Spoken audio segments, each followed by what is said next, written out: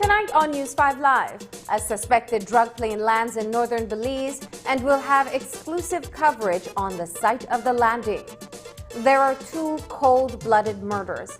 Oscar Vasquez is executed inside his Besito while making a run to St. Matthew's Village. In Belize City, a Chinese businessman was gunned down in front of his hair salon. The Prime Minister to announce further relaxation of the state of emergency and say goodbye to the traditional pomp and circumstance. We'll tell you how schools are getting creative and virtual graduations are trending this year. Details of these stories and more coming up in tonight's newscast. In these challenging times, the one thing that is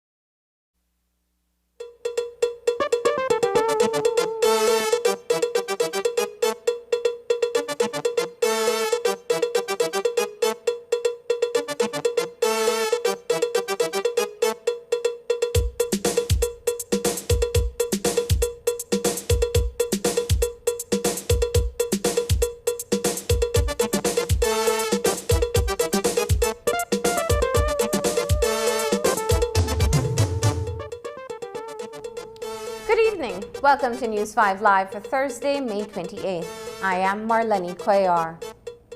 A man was executed in Belize City before the start of the curfew hours on Wednesday night. The Chinese businessman was shot and killed outside of his business in Belize City after 6 on Wednesday evening. And tonight, police are digging into the investigation to find out why. The killing, which happened in front of Zhou Zhu's shop, was captured on surveillance cameras in the area. And police say that the footage paints a very telling picture of a targeted hit. It would appear that the gunman was sent there with instructions to murder Zhu, and that is what he did. A representative of the Belize Chinese Association says they are puzzled by the murder and have no clue why Zhu was killed. Here's that story with Andrea Polanco. It's a frightening and callous murder captured on video. Wednesday evening, just before 6:30, 38-year-old Xinwu Zhu was sitting on the steps in front of his hair salon when a man whose face is covered rode up on a bike. The man casually walks up to a shop window, pretending as if he wanted to buy, and he looks over to where Zhu is sitting. He puts his hand in his pocket, takes out a gun, and fires shots at Zhu, who runs for cover. But it appears that Zhu was already hit. The killer ran away from the scene, leaving his bike behind, and he fired more shots in Zhu's direction. An injured Zhu seems to call out for help, unable to get up. Police responded to the scene. Police received calls of shots fired on 4th Street, Kings Park, Belize City. Police responded upon arrival. They saw Mr. Wu, or whatever his name is, suffering from gunshot injuries. He was taken to the hospital. He underwent an operation yesterday evening, came out of surgery around 12 midnight last night in a critical condition, and he succumbed to his injury after 2 a.m. this morning. The hair salon owner, better known as Jojo, didn't survive the shooting. He died sometime in the early hours of this morning. But why was Zhu killed? Police say nothing suggests that it's a robbery, and everything points to an execution. Someone wanted Zhu dead. We have looked at the video, we have tried our best to analyze it, and it would appear to me that it is a hit because the person went directly there to shoot him. If you can see, the man was sitting down eating. The person came up to the window, looked at him, took out the gun, and just fired shot. There was no exchange of words between them, nothing to indicate that that was a case of robbery. So we believe that it was a targeted act. Police say no motive has been established for this killing, but it's early yet in the investigation, so authorities will be taking a closer look at Zhu's wider network. Commissioner of Police Chester Williams explains that this certainly isn't like other murders that they deal with on a regular basis. So we need to interview the relatives properly with a view to ascertain if it is that he has any issue with anybody.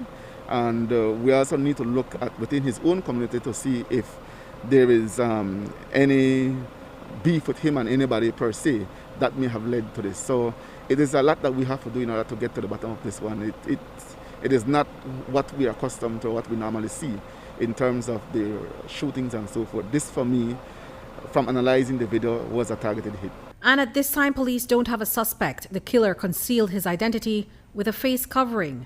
The police recognizes the problem that this creates during the time of a pandemic, where criminals are using the mandatory face mask regulation to hide their identities and commit crime. I have looked at the video intensely, and the shooter is of fair complexion for sure. It is not a person of dark complexion. So we're looking at probably of Hispanic or Asian descent. So that again is something we're looking at. In terms of the face covering, would you think that the shooter used that to his advantage? Well, of course, and I have given a directive to the officers that whenever we come across persons who are using face covering that covers the entire face and then a cap on top of that where you cannot see who they are, that those persons must be stopped. They must be allowed to take off the mask or the face covering so the police can see who they are, and then they can put it back on and go about their business. But it is something we have to look at because we know that people will use that as an advantage to be able to go and commit crime while concealing their identity. So the police have to crack down on those persons who are having those entire face covering. We cannot operate like that.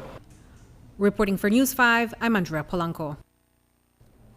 And the murder count went up by 2 today. The latest victim was executed at around midday as he drove a Besito on the George Price Highway heading to St. Matthew's Village. Oscar Vasquez, a resident from Belmopan, has been covering that run for some time. So it is believed that whoever wanted him dead knew Vasquez's route and waylaid him. This afternoon near mile 45, a man waved down the Besito, and as Vasquez stopped, one of his passengers opened fire from inside the vehicle. At least 3 gunshots made their mark on his head, killing him instantly. Here's News 5's Isani Caetano with more. 29-year-old Oscar Vasquez was driving a minivan, commonly known as a Besito, towards St. Matthew's Village with several passengers on board when someone along the George Price Highway in the vicinity of the National Gas Company depot flagged him down. He slowed down and pulled over to the side of the road to pick up that individual. Gunfire erupted inside the vehicle before he could allow the man to enter. Vasquez's brother-in-law was at work in Belmopan when he received word of an accident. I got a call through one of my colleagues at work where her cousin basically called to say my brother-in-law was in an accident, if I could take my mother-in-law by the hospital. And so I called her to see if, I called my other brother-in-law to see if, the brother of the deceased, to see if he had received the message that Oscar was in any kind of trouble. Lo and behold, when I called my mother-in-law, she said no, she didn't get any call. And so we rushed over to the hospital. But by the time we arrived at the emergency, we were met by a couple of officers who asked us for particulars. It wasn't until the brother-in-law provided those details that he found out about Vasquez's demise when he peered over a form that the officer was filling. I read on the paper deceased, and the minute he wrote Oscar Vasquez, we basically knew it was not. It was very grim news that we'd be getting. No? So unfortunately, it's not the way you'd like to receive any news of anyone's death, but we're asking the public if they have seen anything to please say something and definitely cooperate with the police who have shed some light on what they believe may have happened. But we know with the public's cooperation, a very good result can come out of this case. According to police, Vasquez left from the Belmopan Market Square around 12:30 p.m. en route to St. Matthew's Village, his normal run. Seated behind him was a Hispanic male who reportedly fired 3 shots at the driver before taking off into nearby bushes along with the individual who waved down the minivan. When we got here, my other brother-in-law, like I mentioned, he was already here with us. He went in to identify the body because my wife wasn't up to do that. And when he came back out, he told us point blank that he was shot in the side of his head. So we know definitely it was not an accident. We know that's not a robbery because apparently none of his personal effects have been taken. So it's truly devastating to go through this right now, but it's going to be missed. And of course, we do hope that whosoever did this is found to be brought to justice. Despite a somewhat rocky past, Vasquez is described as a family man who invested time with his young daughter. Everybody in life, we have challenges, and he's really been taking the betterment of the last several years to improve his life, to look after, his mom, look after my daughter, look after his daughter. But he was really dedicated to his family, man. We can't express our deepest condolences to his daughter because she's devastated right now. Reporting for News 5, I am Isani Caetano. At the crack of dawn this morning, a narco plane was heard circling up north.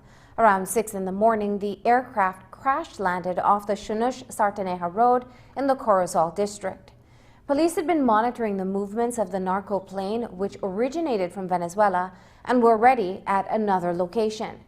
But the plane crash-landed at a farm, and by the time the police arrived, the cargo had been carted away. The police, however, were able to detain 2 persons. These 2 individuals are from Orange Walk and are believed to have planned the illicit landing. A News 5 team exclusively captured the police operation on the ground since early this morning. Here is Hippolyta Novello with this report. Heavily armed law enforcement officers guarded this narco jet, a British Aerospace 700 aircraft, while forensic experts searched for and collected evidence. With a tail number H720PT, the narco jet crash landed just before 6 o'clock this morning on a farm a few yards off the Chinook-Chataneja Road in Corozal district. This morning around 5:30 a.m. thereabout, police received information of an aircraft that had landed in the Chataneja Chinooks area on a farm or a open space. Based on that, police and BDF responded to the location, and upon arrival, a British Aerospace 700 aircraft was seen, extensively damaged on the open space, which seems apparently is a farmland. And the police made checks inside and observed that its contents were gone. Residents say the jet was flying low and circled twice before the pilot took the risk to land the plane here. The jet's nose is dipped in a pile of dirt. Its wheel was damaged during the landing. There was no blood inside the plane, suggesting that no one may have been injured during the illicit landing. Again, the area where this aircraft landed is not an area you'd expect an aircraft to land, because there's no runway per se that would be suitable for an aircraft to land.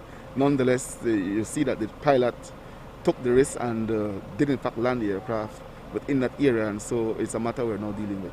Do you believe that that area was maybe plan B or plan C for them? I would want to think a plan B or a plan C. Could not have been a primary landing area. The crew moved quickly, removing the illicit cargo off the plane.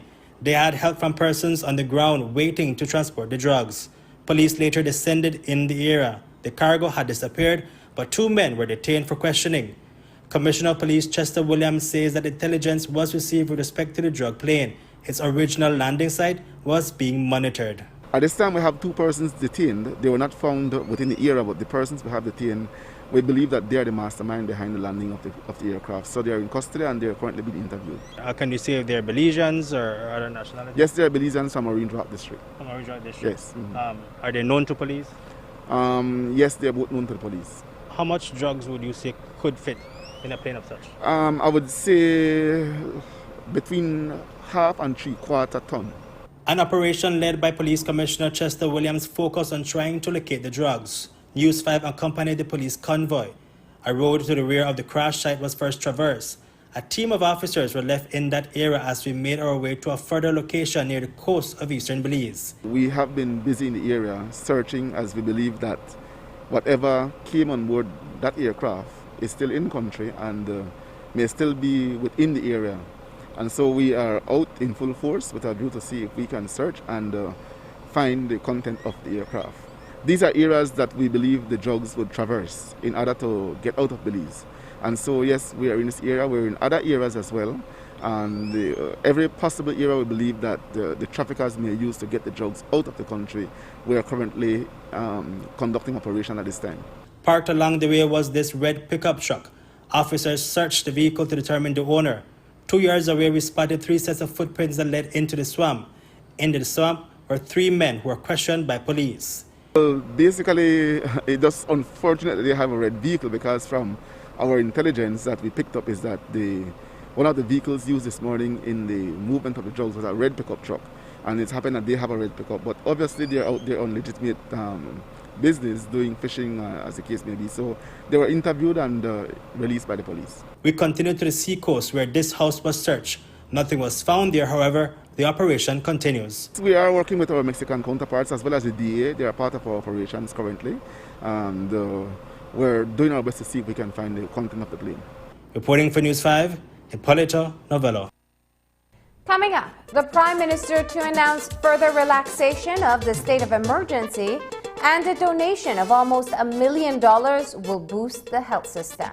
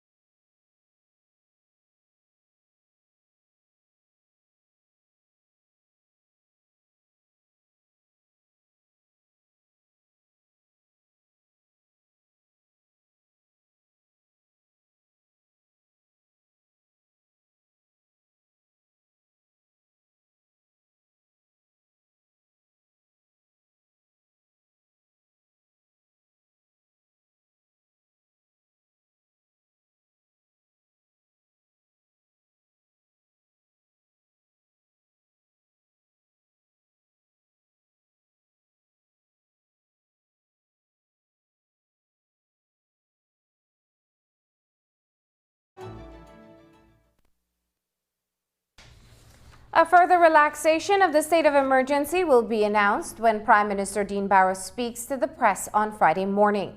Belize continues without new cases of COVID-19, but the state of emergency remains in place until the end of June. The National Oversight Committee, co-chaired by the Prime Minister and the Leader of the Opposition, John Briceño, met on Monday and made the recommendations which were taken to Cabinet and which are to take effect in the coming days. Now, since early this morning, some of the purported measures have been circulating on social media, preempting the announcement from the Prime Minister. This afternoon, the PM's office issued a statement to say that the information is misleading and inaccurate. But from what we can gather, not all the leaked information is inaccurate.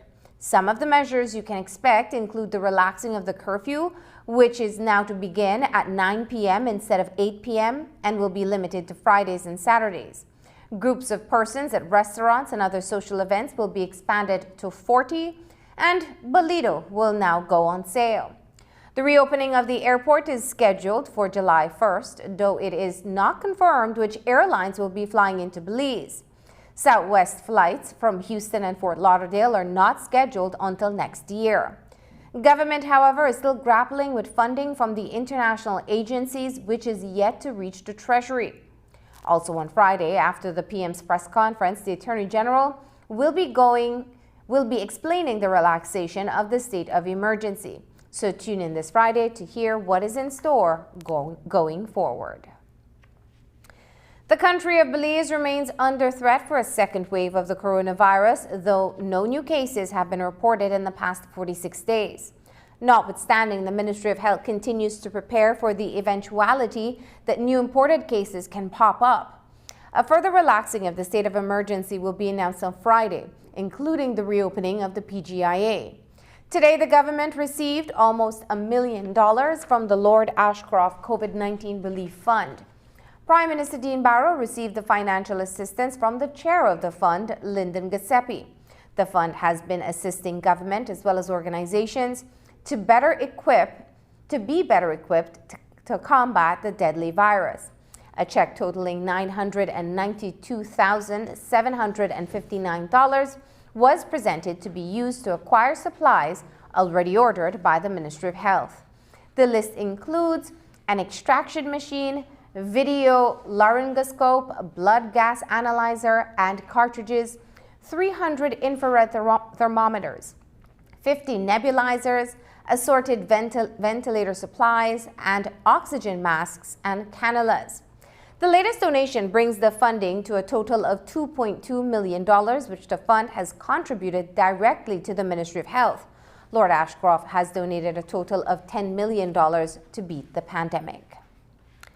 On Wednesday, the Ministry of Finance sent out an addendum to a circular that had been previously released in respective increments owed to eligible public officers for the fiscal year 2020. The memo from Financial Secretary Joseph Wade goes over the position that government has taken where those salary adjustments are concerned. That if and when the economic circumstances improve, government has committed to reconsider the increments. This evening, First Vice President Dean Flowers of the Public Service Union told News 5 that the addendum is in line with the PSU's final position that they will forego increments until government is in a better financial situation to be able to revisit that decision. It's an addendum that we've been waiting for over a week now, so we're pleased that it is. I hope we believe that it's, to a certain degree it's self-explanatory. I think addendum number 2 to circular number 5 speaks to exactly where the union agreed. It speaks to the position the union took with the Ministry of Finance 2 weeks ago when we convened the meeting with the PM and the FinSec. This was the compromise that we were able to get from the Ministry of Finance, which is that if and when the economic circumstances improves, government commits to revisit and we examine the position of the increment. So that's pretty much the way it is going forward now. The executive of the PSU also met virtually on Wednesday night, where they held the first of a series of online conversations with its membership regarding various matters, including the increment.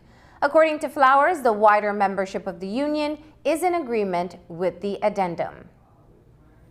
What occurred yesterday is what will now be a weekly discussion with the president of the PSU, and so it's a one in or it's a second in a series of live uh, Facebook Live interviews and discussions that the Public Relations Department will be having with the president, as well as with other branch chairs. On a weekly basis, we'll also be having invited guests, whether it's branch chairs, the president, or other public officers who are relevant to what is happening. So I just want to say that it wasn't a meeting, but rather a series in a series of many discussions that will be held live for members to be able to interact with the president and ask their questions and participate in the decision-making process as we move forward.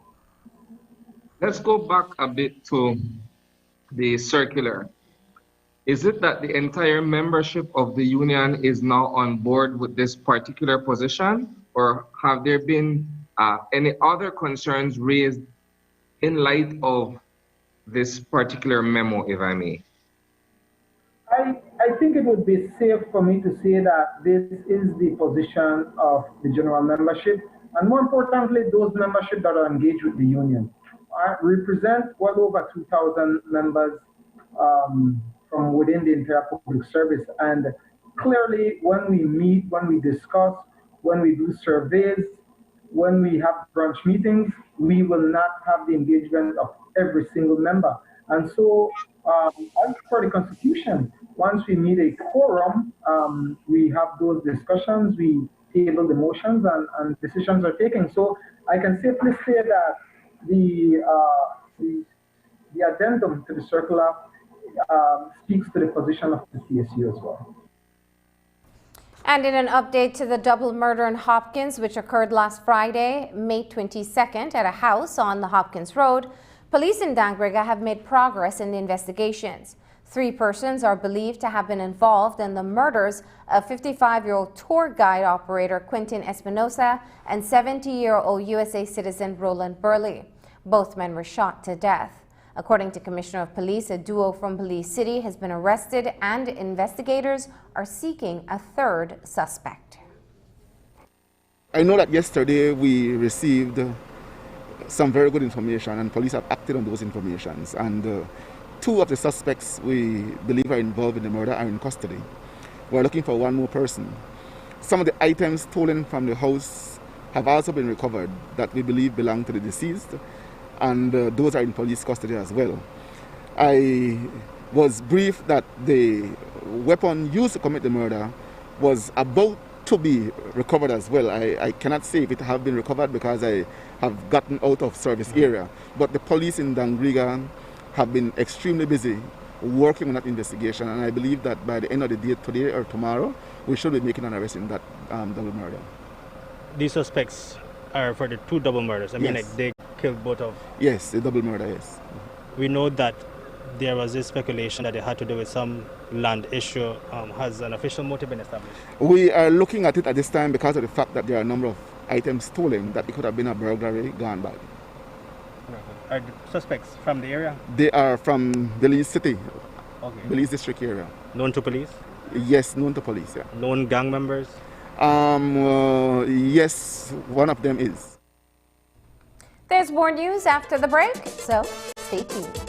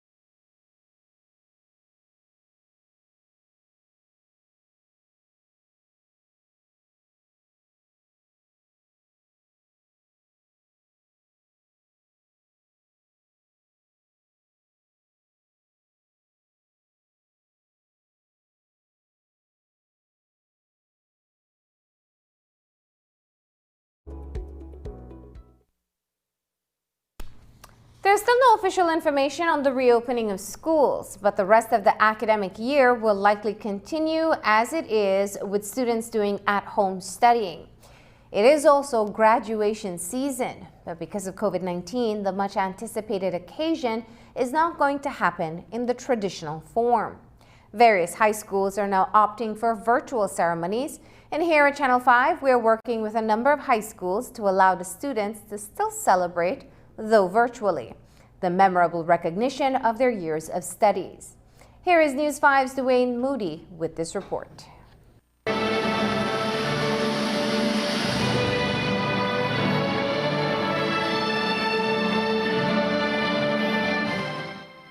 For graduates taking pictures with friends and family dressed in caps and gowns, holding the prized diploma, walking to the choreographed routine of the pomp and circumstance, and throwing caps in the air are the symbolic gestures of having made it. It's a milestone for students and their proud parents, a once-in-a-lifetime experience for fourth formers having successfully completed 4 years of studying. But that rite of passage won't happen in the traditional way at high schools across the country, as the COVID-19 pandemic is affecting all sectors, including education. No graduation ceremony is happening clearly. No cap and no gong is going to be rented. No place is going to be rented to hold a big shindig for graduation. In fact, more than likely you'll be handed your piece of paper. You're lucky if you even get it handed to you physically. It may be put in the mail or you get it later on at some point. Since March 20th, students have been out of the classrooms and engaged in educational activities from home. It's an emotional time for students who have lost hope in participating in the pomp and circumstance and celebrating the achievement. I was here because with all this COVID-19, and I was afraid that I wouldn't get to go do my graduation, do the prom, and that was the one thing that concerned me. They were marching up on all the opportunities available. And then the other points are that because of this pandemic, I won't be able to see my friends, see the last moments of them with graduation. I feel that I lost many opportunities because of not fully experiencing the graduation process and not feeling the graduation spirit of this year, and that's what really affects me, because this year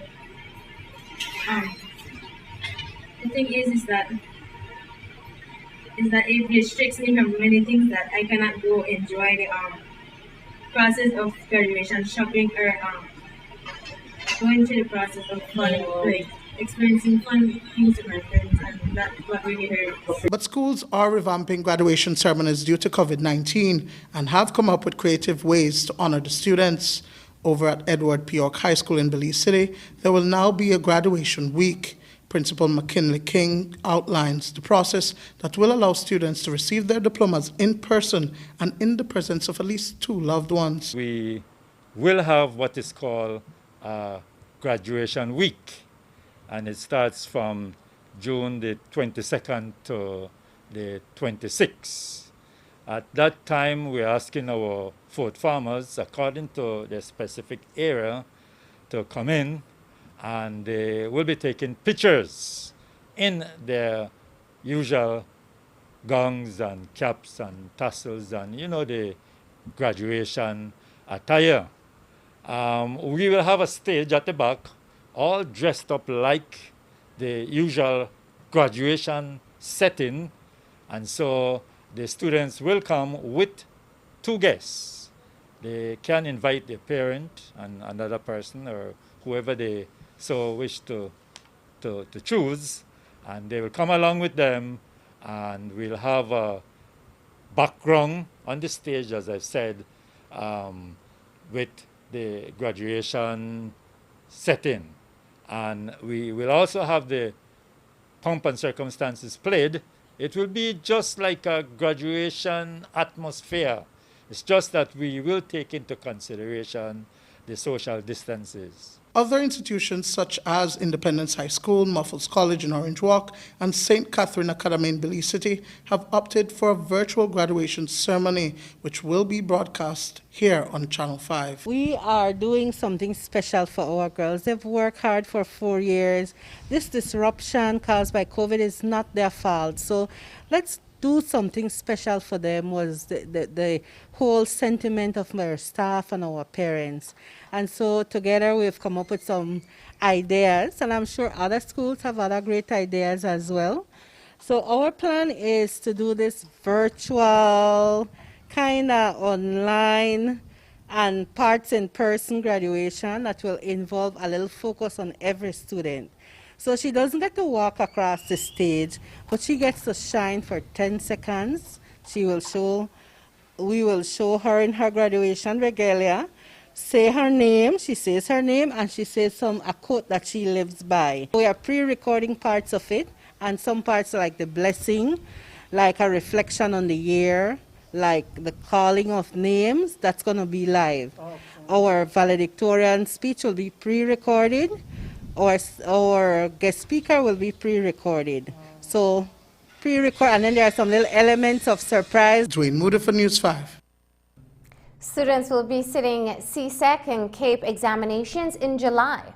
That was the decision coming out of the first emergency virtual meeting of the Council for Human and Social Development earlier this month, and since then, schools across the region have been preparing students for these tests via virtual classes and other forms of study. In Belize, despite the COVID-19 situation, the preparation continued with students turning in their SBAs and staying focused on the exams. News 5 spoke with a couple of high school principals today about the sessions. Our plan from the day we closed on the 20th of March was that our teachers were asked to continue their session with the food farmers and to ensure that they are well prepared for CXC at this time. So I believe that, yes, we are well prepared for CXC. It is going well, thanks to the teachers. We have some very dedicated teachers. But I know for a fact that with some of the students, we are having a few problems, especially the ones with internet problems, the lack of data. In fact, data is very, very expensive. But overall, I think that it is going well. We have been having classes every day online since we came back from Easter. And our senior teachers now get to focus on Ford Farm, who still have CXCs ahead of them. St. Catherine Academy in Belize City has notified its parents that they're closing off the school year on Friday, May 29th. This will allow for the school to continue with its CSEC preparation for its fourth form students, but also to allow the institution to develop its strategy going into the new school year and to put in place sanitation booths across the campus. Earlier today, News 5 spoke with Principal Salome Tillett about the plans to be out in place whenever the new school year reopens. We are good law-abiding citizens, so we will take our cue from the Ministry of Education and the Ministry of Health. We will work within the parameters, and actually there's a meeting soon to discuss with all the stakeholders to discuss how we will do that. But on our part, we know there are some things we have to do. We have to add more hand washing stations around campus, so we will do that. We've been thinking about how we will manage food. You know, the cafe is where a lot of the kids meet for food, how we will do the food distribution. Students come to school to socialize, to be with their friends, you know, and we are saying to them, no, you can't hug your friend, you can't be in proximity. So some of it is also looking at the challenges that will come around with that. We are looking at models that are out there, countries that have opened their schools already, and all of it will be incorporated. But whatever happens, I would like to assure the parents that just as their daughters have been resilient during this time of sudden closure, we will build on that. We will make it work. Their daughters will not be at a disadvantage. If it's online, we will get to every student. If it is any other formula, we will ensure that our students are where they're supposed to be. And we will put in the work that's necessary to do that. But will the new school year begin earlier in August rather than later? News 5 confirmed today that a meeting with the education officials and stakeholders will be held next week to determine the road ahead, given the COVID-19 situation and the possibility that by then the country may be experiencing a second wave of the virus. On Wednesday, the recommendation was made to the COVID-19 task force for the reopening of schools. Director of Health Services Dr. Marvin Manzanero explains. We can only provide advice. One of the key points in that is that we are suggesting that the school year may, or I believe that for the most part this school year is considered to have virtually been done away with. But if there is a new school year that's going to start, it probably will start earlier than the traditional September. That's our recommendation, at least, anticipating that we're going to have higher number of COVID-19 cases. And even if it's not COVID-19, traditionally we have flu cases, higher numbers towards the end of the year. So we are looking at perhaps, or suggesting to the schools that they perhaps open a much earlier in the school year, have a contingency plan for when they, and if they need to close sooner than the traditional middle of December calendar year. When we come back, 2 Asian businessmen and a PG resident are picked up again today and charged after they were busted at sea.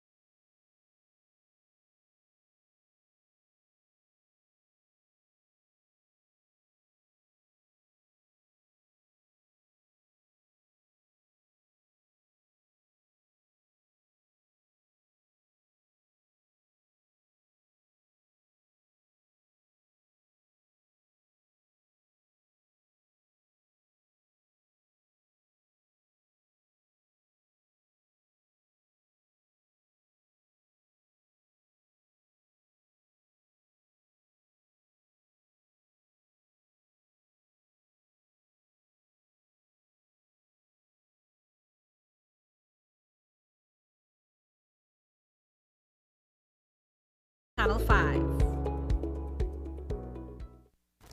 A group of men, including 4 Chinese businessmen and 2 Punta Gorda residents, were released from custody on Wednesday after being busted near Orange Point in the Toledo district. The men were found in possession of an icebox filled with shrimps that were purportedly purchased from Guatemalans who they met with in the vicinity of Sarstoon. The Coast Guard was able to search the vessel the Belizeans were traveling in, but the Guatemalan vessel continued on its way. While they were taken into custody by the Coast Guard patrol, the men were handed over to health officials for quarantine and an investigation by customs commenced.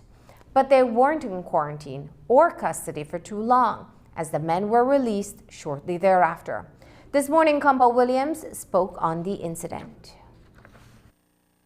2 of those persons have been charged.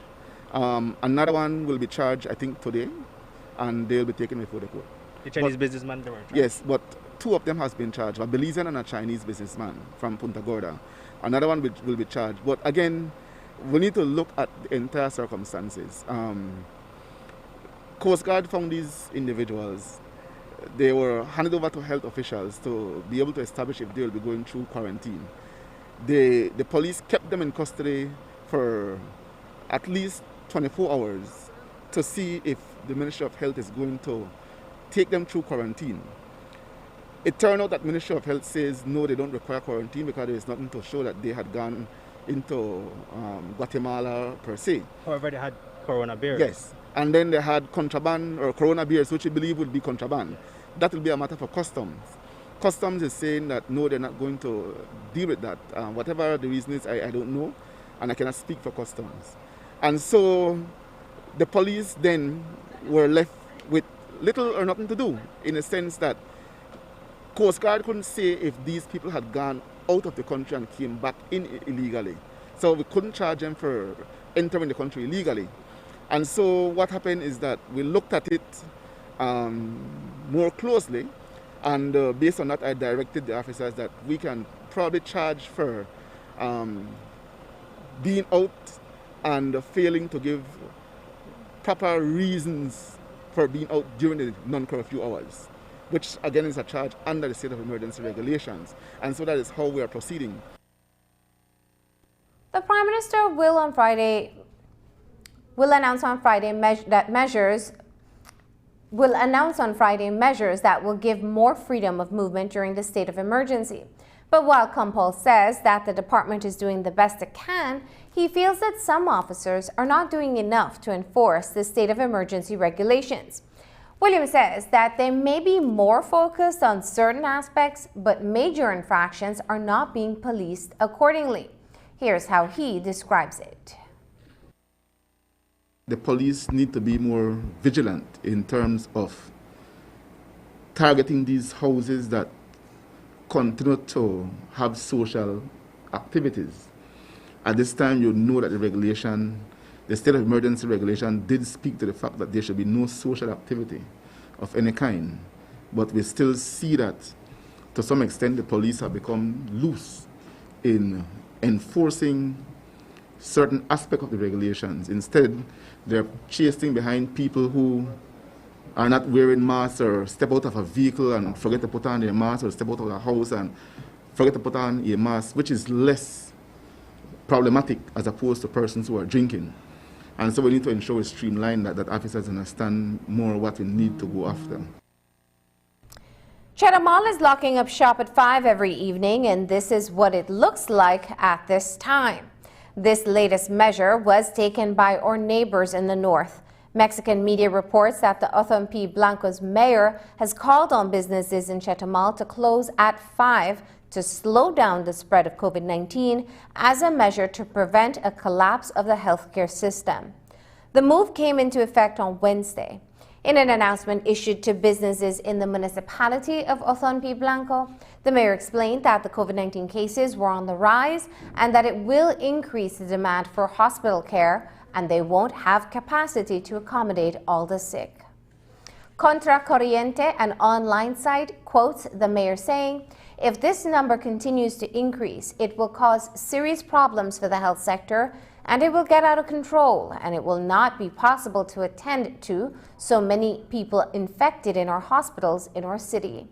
The communique pointed out that 5 days ago, on May 23rd, there were 60 positive cases, and in the next 3 days after that, 67, 71, and 80 cases of COVID-19 were confirmed. The body of a woman was discovered in Bullet Tree Falls in Cayo District earlier today. The woman, who was identified as an American national, was found motionless this morning, and her cause of death was still under investigation by police officers who responded to the scene of the discovery. Up to news time this evening, a formal report from the police department has not been issued on her cause of death. Coming up after the break in Healthy Living tonight, we look at how COVID-19 is affecting vulnerable populations. Making proper use of technology, the Port of Belize Limited has added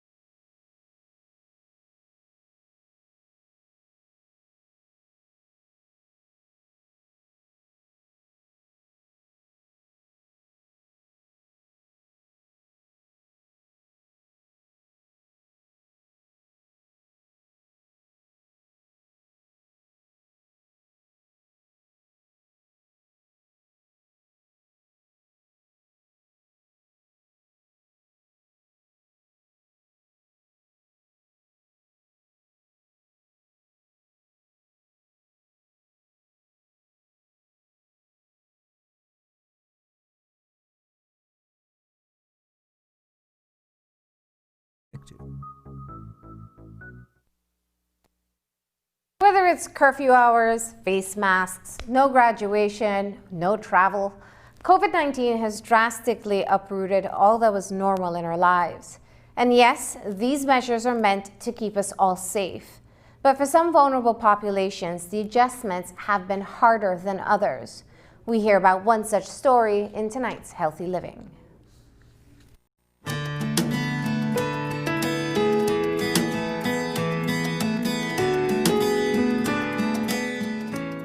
It's been over 2 months since 12-year-old Mateo Almeida has been able to play with schoolmates on campus. Like many children his age, he misses what his everyday routine was.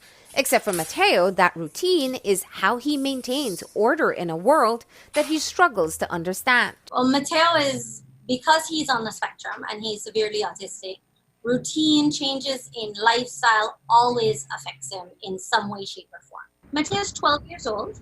He's nonverbal. So he has a couple little bit of words, but not much, basically. He can tell you his name, and even that he breaks up into syllables. Go, Mateo, and that's it. Since last year, Mateo has been attending Horizon Academy, where he's learning socialization and life skills with the other children. When the school closed in March, Mateo and his mom, Christy, still visited school with his aide to keep up his routine. And then the lockdown happened. When the restrictions happened, I will be honest, I had a little bit of a freak out because I'm thinking, okay, if nobody can come here and I can't go anywhere, how do I take a shower? I can't leave him alone. You know, like, how do I go grocery shopping? I know some grocery stores said they were delivering, but then you'd call and they'd be like, oh, it's a 2-day wait list. You know, everybody was trying to figure it out. Yeah. And so I couldn't depend on that. And I can't take him into the store. He's not going to wear a mask on his face. How do I get food? Developmentally, you would probably put him at about a 2-year-old. Mm-hmm. So when I say he can't be left alone because I can't take a shower, he can't be left alone. He doesn't understand dangers. Imagine a 12-year-old who is my height, because he's my height, a big boy, but doesn't understand the sense of danger. Christy contacted Human Services and was able to get permission to have Mateo's aide continue to work as a healthcare worker. According to clinical psychologist Deshane Gutierrez-Lopez, routines help autistic children understand the world around them and how to respond. Routines help them to regulate. So that is one of the main reasons why routine is so important for them, and I really like routines.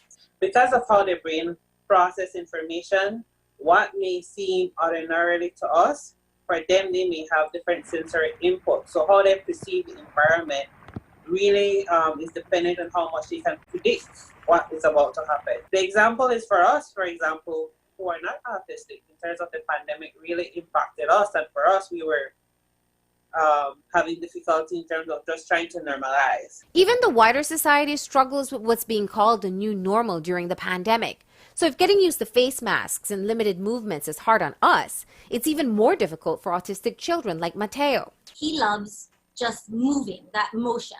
So if you put him on a train, a car, a boat, he's the happiest. Yeah. So a lot of his rewards every afternoon, he'd do school, he'd do his work, we would go for a car ride.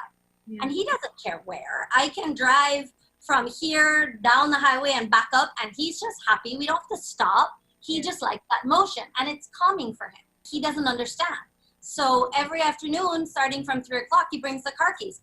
I had one of the police stop points ask me, "Well, Miss, why isn't he wearing a mask?" And I'm trying to explain to them.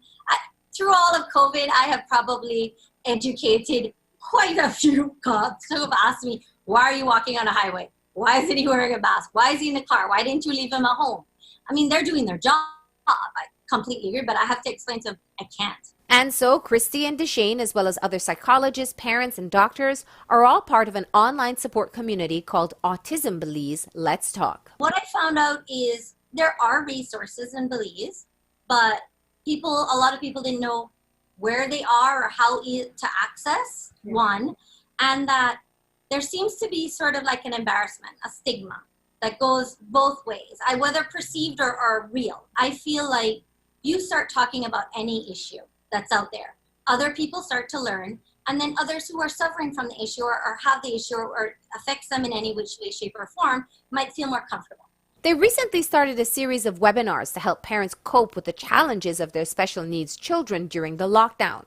For the past 2 months, Autism Belize has been giving information that people are able to access the information, not only for persons who have children who are autistic, but family members, and also for the wider community.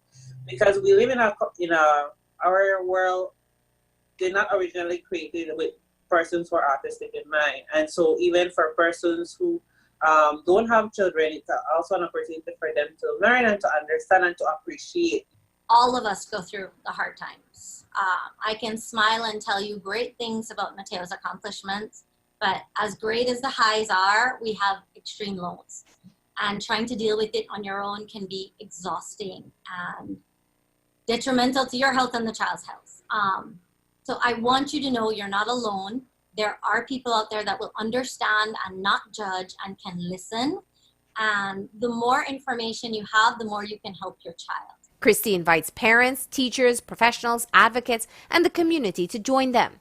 Their Facebook page, Autism Belize Let's Talk, and website autismbelize.org can help you learn more about and support autistic children and their families.